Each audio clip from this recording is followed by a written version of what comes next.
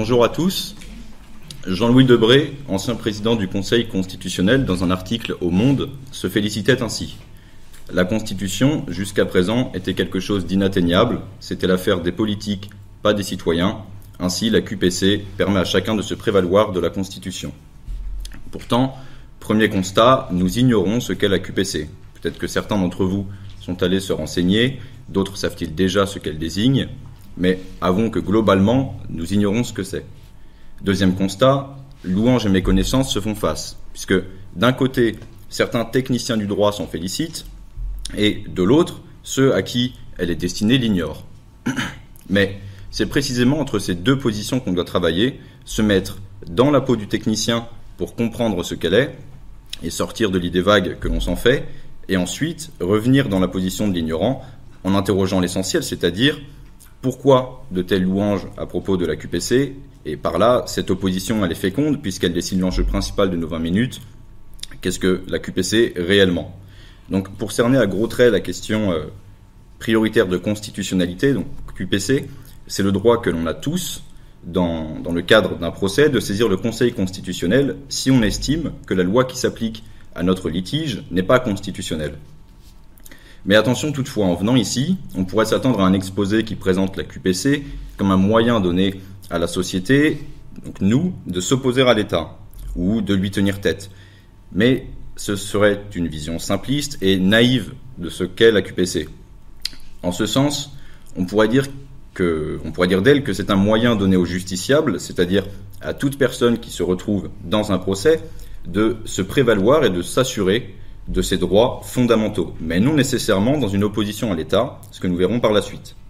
Toutefois, ce qui est en jeu ici, ce n'est pas tant un rapport de force brut ou symbolique donné à la société, c'est plutôt un rehaussement du statut de citoyen.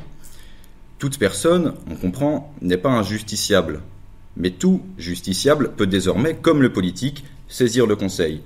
C'est pourquoi, dans l'exposé qui va suivre, il ne faudra pas attendre une démonstration d'un rapport de force direct entre les porteurs de QPC et l'État, mais il faudra interroger les conditions de possibilité nécessaires pour que la QPC puisse être, dans le prolongement de l'exercice du Conseil, un élément de contre-pouvoir. Et un élément seulement parce que si la QPC peut, en définitive, abroger une loi et donc arrêter un certain type de pouvoir, c'est bien parce que le Conseil l'a validé. Cela peut nous sembler évident, mais s'intéresser à la QPC sans comprendre la relation qu'elle entretient au Conseil, ce n'est penser que la question qu'on va poser et pas la réponse qui nous sera rendue. Or, la réponse et les conséquences qu'une QPC peut engendrer dépendent entièrement du Conseil. Donc d'abord, essayons de mieux cerner la QPC, ce qu'elle est, en tant que mécanisme et procédure, pour ensuite penser celui qui la tranche, le Conseil. La QPC apparaît ainsi dans la révision constitutionnelle de juillet 2008. Pour une définition ni claire ni limpide, on pourrait partir de celle que donne l'article 61.1 de la Constitution, ce que nous ne ferons pas. Mais, au contraire, pour faire simple, qui peut soulever une QPC ? Tout justiciable. Donc, on se souvient bien, toute personne participant à un procès, que ce soit le demandeur, le défendeur ou même un tiers, en appui d'une QPC. Par ailleurs, pour reprendre ce que l'on disait précédemment, notons que la QPC n'est pas un outil d'opposition entre la société et l'État, puisqu'il se trouve que le ministère public, incarnation de l'État en matière pénale, peut soulever une QPC en tant que justiciable, au même titre que n'importe qui finalement. Alors, devant qui soulever une QPC ? Devant n'importe quelle instance, c'est-à-dire n'importe quel tribunal, quelle que soit la nature ou le degré de juridiction saisie. Que ce soit les juridictions de première instance, d'appel et de cassation, toutes les juridictions pénales. Et enfin, à propos de quelle loi peut-on soulever une QPC ? Simplement contre toute disposition législative, c'est-à-dire contre toute loi, mais en plus, elle peut aussi porter sur l'interprétation d'une loi faite par la jurisprudence, c'est-à-dire en dehors de la loi en tant que telle. Donc, tout cela, évidemment, se fait au regard de la Constitution française. Prenons un exemple pour comprendre concrètement de quoi il s'agit. Dans le cadre d'un procès en cours en 2010, un justiciable gardé à vue a soulevé une QPC puisqu'il estimait que les droits de la défense, donc un droit constitutionnel, n'étaient pas respectés. De fait, la loi ne permettait pas la présence de son avocat pendant l'interrogatoire, mais seulement 30 minutes avant, ce qu'il considérait comme une entrave aux droits de la défense. Le Conseil déclara donc contraire à la Constitution le texte attaqué par le gardé à vue. En gros, il confirma la demande, puisque la garde à vue était l'élément majeur du dossier à l'encontre du justiciable. Donc le Conseil considéra que l'absence de l'avocat caractérisait un manquement aux droits de la défense et que la loi était donc inconstitutionnelle alors qu'elle était en vigueur. On a là ainsi un exemple qui nous montre bel et bien le mécanisme de la QPC, mais aussi ses répercussions, puisque la loi fut abrogée par le Conseil, le Parlement fut ainsi contraint d'en faire une nouvelle, et depuis, tout gardé à vue a droit à son avocat durant l'interrogatoire. Enfin, notons que la QPC présente de véritables avancées et atouts pour le droit, nos droits donc. On pourrait parler du nouvel aspect dynamique du contrôle, puisque c'est ce qu'on vient de voir, les lois sont examinées en vigueur et non plus seulement avant leur promulgation. On pourrait évoquer le décloisonnement de la justice constitutionnelle, qui s'ouvre désormais à tous et qui se démocratise pour ne pas rester aux seules mains d'une élite politique. Mais surtout, dans le cadre de la QPC, la décision que rend le Conseil est dépourvue de toute dimension politique, ce qui nous rassure quant à la justesse du jugement rendu. De fait, quand la loi est contrôlée avant son entrée en vigueur, les décisions du Conseil peuvent masquer un certain agenda politique et chaque décision polémique est attendue avec impatience par la presse qui s'empêtre à l'analyser, tout comme nous, selon le schéma manichéen victoire-défaite. Par là, ce que la QPC assure, c'est une analyse moins politique et plus juridique de nos droits fondamentaux, car dépourvu de toute exposition médiatique. Le contrôle par la QPC nous intéresse en ça qu'il sort pratiquement de toute démarche de pouvoir, si ce n'est alors qu'un justiciable maintenant a les moyens de contredire ceux qui rédigent les lois. Mais alors, s'il nous est apparu que la QPC en elle-même était une véritable avancée, pour les raisons dont nous avons parlé, on doit comprendre son corollaire, c'est-à-dire l'instance qui va décider de la validité ou non de notre QPC et qui va donner à la question qu'on va soulever sa réponse. Donc c'est sans surprise le Conseil constitutionnel. Et donc ce qu'on va voir, c'est le genre de critiques qu'on va pouvoir poser vis-à-vis du Conseil constitutionnel qui vont rendre notre QPC et le processus de la QPC plus bancal. Le Conseil constitutionnel, créé en 1959 à la suite de la Ve République, a pour mission essentielle de dire le droit, comme toute juridiction. Mais il est une juridiction un peu spéciale, puisqu'il juge une norme au regard de la Constitution, fonction de sa conformité ou non à celle-ci.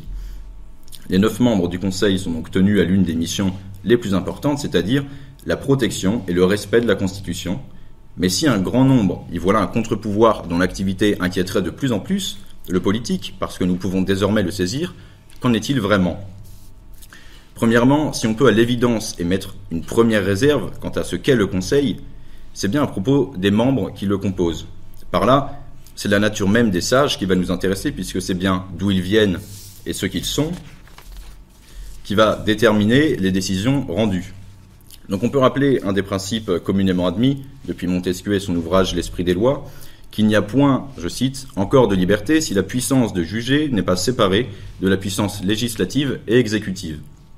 Cela, on le sait, c'est le principe de séparation des pouvoirs. Mais précisément, c'est là où le bât blesse. Que faire si ceux qui siègent au Conseil, ceux qui doivent dire le droit, et le droit le plus fondamental, émanent directement de la puissance législative et exécutive ? Que faire si la procédure de nomination de ces conseillers est à la charge du politique ? Comment ne pas émettre d'inquiétude quant à la partialité de ses membres s'ils ont à juger une loi qu'ils fabriquaient la veille ?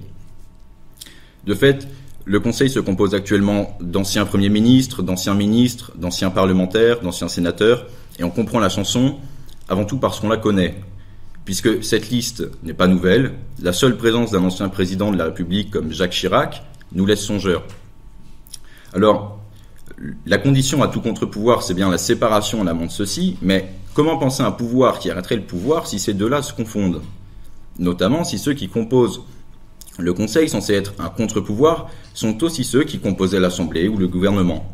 N'est-on pas en droit d'oser penser que le Conseil serait une simple antichambre du politique, gérée comme une institution oligarchique ? Pour faire simple, prenons un rapide exemple. Gérard Ducret, ancien secrétaire d'État, a été condamné en 2010 pour des faits de harcèlement sexuel. Suite à ce jugement devant la Cour de cassation, le défendeur invoque l'inconstitutionnalité de la loi pénalisant le harcèlement sexuel au motif que cette loi ne serait ni claire ni précise. Donc, ce sont des conditions posées par le Conseil pour qu'une loi soit constitutionnelle. Ainsi, en 2012, le Conseil valide la QPC car la loi est effectivement floue et surtout affirme son abrogation rétroactive. Donc, par là, en fait, ce qu'on veut dire, c'est qu'il fait tomber la condamnation de Gérard Ducret. Et là où cela peut nous déranger, c'est que, par ses anciennes fonctions, donc de secrétaire d'État, le requérant Gérard Ducret connaissait au moins personnellement 2 des 9 membres qui ont pris la décision. Et c'est précisément cette promiscuité entre juges et partis, juges et politiques, qui doit nous inquiéter dans la nomination et dans leurs relations futures. Mais aussi, on pourrait parler des cas de QPC plus traditionnels et moins exceptionnels qui concernent des lois que les membres du Conseil ont eu à travailler en personne. On veut dire par là que la personne qui va juger de la constitutionnalité de la loi est la même que celle qui l'a écrite. Donc on a en droit alors d'émettre au moins des réserves quant à l'impartialité des conseillers et même de remettre en doute l'utilité démocratique de ce contre-pouvoir. Et au-delà, un deuxième souci majeur apparaît en ce qui concerne les conseillers. Osons le mot, l'incompétence. Puisque si ces derniers, par le processus de nomination, émanent de l'exécutif ou du législatif, rien n'oblige qu'ils soient détenteurs, à minima, d'une licence en droit. Et des exemples récents montrent que l'on peut accéder à ces fonctions sans avoir une juste maîtrise du droit. Et c'est ainsi peut-être la remarque la plus simple, mais elle est aussi une des plus ennuyantes. Qu'attendre d'un Conseil constitutionnel censé statuer sur des questions de droits fondamentaux, des questions qui sont par ailleurs complexes, si une grande partie des membres ne possèdent pas de solides connaissances en droit. Et Laureline Fontaine, dans son ouvrage, va plus loin encore en expliquant que le travail du Conseil ne relève pas seulement de techniques juridiques ni de la seule connaissance pointilleuse du droit. Et de fait, pour comprendre la Constitution, s'il faut déjà la lire, il faut avant tout la lire entre les lignes. Le texte constitutionnel pose des fondements et des objectifs qui s'incarnent dans un contexte politique, idéologique, philosophique, historique. Et ainsi, rendre une décision, ce n'est pas lire un texte au pied de la lettre, c'est aussi s'interroger sur la portée de celui-ci, qu'elle soit sociale, culturelle, familiale ou associative. Et pour cause, on pourrait remarquer que lors des nombreuses auditions des membres du Conseil ou lorsqu'on cherche à justifier leur nomination, on vante leur sens politique, en prenant bien soin de laisser un flou sur ce que désigne le sens politique, mais on ne met pas en avant leurs compétences juridiques et réflexives réelles. Laureline Fontaine donne cet exemple du député Olivier Becht qui fait savoir à la conseillère Jacqueline Gouraud qu'elle dispose de l'expérience de l'État, des collectivités locales ou du pragmatisme nécessaire pour exercer ses fonctions. Pragmatisme, chacun jugera ainsi comme bon lui semble leur qualification. Sans même parler de l'opportunisme politique, des influences extérieures, on voit bien comment cela peut être inquiétant pour le justiciable qui souhaite soulever une QPC. Mais alors, si nos attentes sont autant déçues et que la QPC n'apparaît plus comme un véritable moyen de défense de nos droits fondamentaux, comment est-ce qu'on devrait concevoir le Conseil pour que celui-ci puisse être un véritable contre-pouvoir juridictionnel et que la QPC s'affirme ainsi comme un élément et un droit cardinal et non un simple gadget constitutionnel? En bref, comment rendre la QPC crédible? Premier souci que remarque avec justesse le professeur en droit public Jean-Philippe de Rosier dans une émission à l'heure du Monde, c'est que le seul vocable utilisé pour désigner cette institution est problématique. On peut noter que le Conseil, ce n'est pas une cour, ce qui est une particularité française dérangeante. Par là, on veut dire que le maintien du nom de Conseil constitutionnel est impropre. L'Allemagne a sa cour constitutionnelle, ainsi que la Belgique, l'Espagne son tribunal constitutionnel, et la France son Conseil constitutionnel. Par ce seul glissement sémantique vers le nom de Cour constitutionnelle, notre perception nécessairement se transformerait. Cela ne modifierait pas les soucis de partialité ou de manque de déontologie, mais si le vocable utilisé actuellement produit un réel, et par là même une certaine perception de l'institution, le changer, on comprend, c'est changer le réel. Ainsi, cette nouvelle désignation en Cour constitutionnelle, elle modifierait le regard de ceux qui portent des recours et de ceux qui la regardent depuis l'extérieur. Mais aussi, cela changerait symboliquement la fonction des membres qui y siègent. Remarquez qu'on les nomme couramment les sages ou les conseillers, sans jamais les désigner médiatiquement comme juges. Ainsi, par ce seul changement sémantique, nous serions en droit d'attendre une véritable décision de justice constitutionnelle et surtout, cela obligerait les juges. Comprenez bien qu'ils sont déjà obligés, le principe d'impartialité leur est déjà imposé, ils sont aux yeux du droit déjà dans une position de juge, toutefois une contradiction, c'est pas une contradiction sémantique ou logique de dire qu'un sage serait partial. Un sage peut tout à fait être partial, mais dire d'un juge qu'il est partial, c'est dire de lui qu'il ne respecte pas le droit à un procès équitable, quand bien même il en est l'essentiel garant. Pour résumer, nous n'attendons pas d'un sage ce que nous attendons d'un juge. Alors, dernier point, pour terminer ce que devrait être justement cette idée du Conseil constitutionnel, concentrons-nous sur une autre règle déjà existante et qui est censée pouvoir assurer la mise en œuvre du procès équitable, concernant le déport d'un juge ou plutôt d'un membre. Par là, le risque de partialité étant bien connu de tout le monde, il fut mis en place un système de déport qui permet aux membres du Conseil de se retirer s'ils jugent que leur décision personnelle ne pourra pas être impartiale. Et donc, ne pourra pas être impartiale concernant la nature de la loi à analyser. Et donc, une solution possible serait de renforcer cette règle de déport. Car si depuis la mise en œuvre de la QPC, on compte une augmentation des déports, notons que ceux-là ne sont toujours pas systématiques, motivés et justifiés. Illustration rapide, Laurent Fabius, actuellement président du Conseil constitutionnel, ne se déporta pas lorsqu'il dut statuer sur un texte favorisant le cabinet de conseil McKinsey, dans lequel travaillait pourtant son fils. Sans dire qu'il n'a pas un bon sens du droit, quel rôle a joué son sens de la famille ? Ça reste en suspens.